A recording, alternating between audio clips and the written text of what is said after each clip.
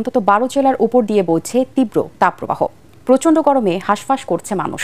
এই পরিস্থিতি মে মাস পর্যন্ত দীর্ঘায়িত হবে বলে আশঙ্কা করছে আবহাওয়া অধিদপ্তর।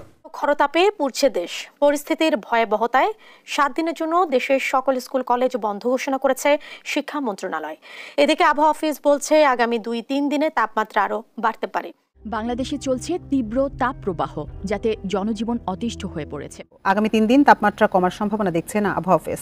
ভ্যাপসা গরমে অতিষ্ঠ হয়ে উঠছে জনজীবন। রাঙ্গামাটিতে গত 24 ঘন্টায় সর্বোচ্চ 40 ডিগ্রি তাপমাত্রা রেকর্ড করা হয়েছে।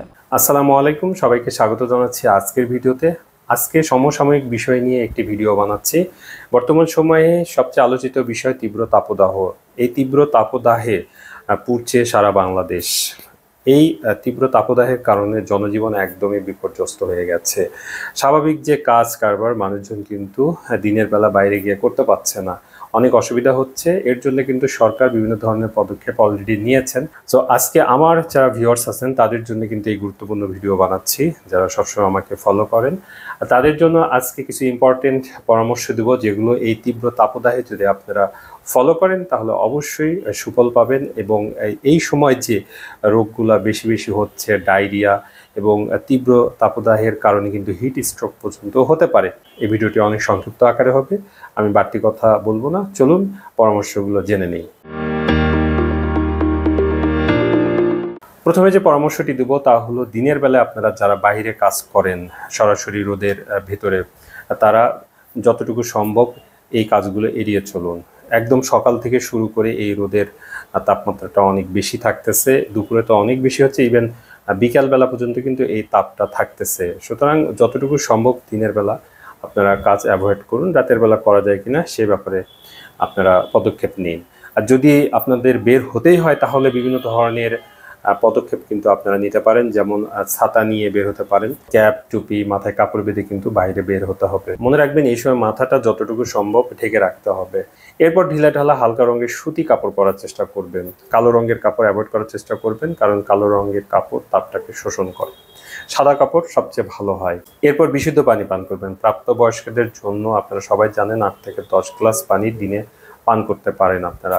কিন্তু এই সময় যেহেতু আপনার পানির চাহিদাটা অনেক বেড়ে যাচ্ছে, আপনারা আরও 2-3 গ্লাস পানি যদি অতিরিক্ত পান করেন তাহলে কিন্তু শরীরে কোনো ক্ষতি হবে না, বরং এই সময় যে পানির ঘাটতিটা থাকে এটা পূরণ হবে। এরপর বাসি খাবার খাওয়া থেকে বিরত থাকুন। রান্না করার পর যদি ভালোভাবে সংরক্ষণ না করা হয় সেই খাবারগুলো খাওয়া একদমই ঠিক হবে না। বিশেষ করে এই সময় যে গরম, তার মধ্যে যদি এই আপনার খাবার, যেগুলো খাবার নষ্ট হয়ে যাওয়ার সম্ভাবনা আছে সেগুলো খাবার খান, তাহলে খুব সহজেই কিন্তু আপনি ডায়রিয়ায় ভুগতে পারেন। এবং সহজে হজম হয় এরকম খাবার কিন্তু আপনাকে খেতে হবে।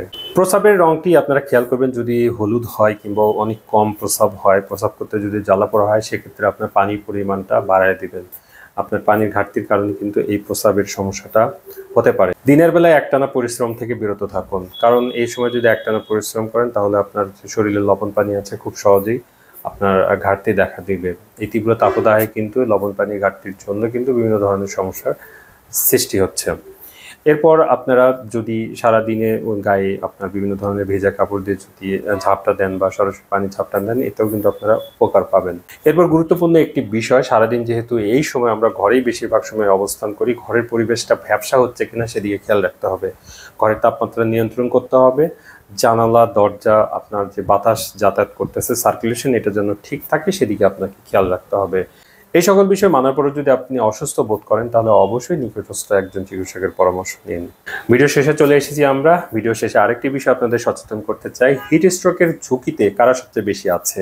শিশুরা সবচেয়ে বেশি এই ঝুঁকিতে আছে, পাশাপাশি বয়স্ক ব্যক্তি এবং প্রতিবন্ধী যারা আছেন তারা আছেন, যারা দিনের বেলায় বিভিন্ন রোদে ডাইরেক্ট কাজ করেন, যেমন রিক্সা চালক, নির্মাণ শ্রমিক, বিভিন্ন ধরনের শ্রমিক, এবং যাদের ওজন বেশি এবং হার্টের সমস্যা বা উচ্চ রক্তচাপের সমস্যায় অলরেডি যারা ভুগতেছেন, তারা কিন্তু এই সকল শ্রেণীর মানুষেরাই কিন্তু সবচেয়ে বেশি ঝুঁকিতে আছেন। আশা করি এই পরামর্শগুলো আপনারা মেনে চলবেন, তাহলে আপনি এবং আপনার পরিবারের সকল সদস্য এই তীব্র তাপদাহ থেকে সৃষ্ট যে রোগগুলো আছে, হিট স্ট্রোক এবং ডায়রিয়া সহ নানা ধরনের রোগ যেগুলো হয় সেগুলো থেকে রক্ষা পাবেন।